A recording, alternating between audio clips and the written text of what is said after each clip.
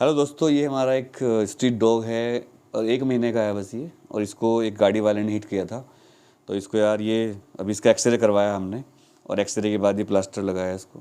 But इसकी हड्डी 2 जगह से टूट चुकी है, हिप बोन भी टूट चुकी है, यहाँ की हड्डी भी टूट चुकी है।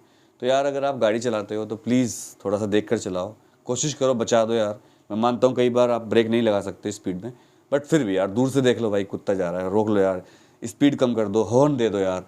और भाई अगर आपके आसपास कुत्ते हों, सर्दी आ गई है तो थोड़ा कंबल वंबल डाल देना, पुराना कोई कपड़े पड़े हों आपके।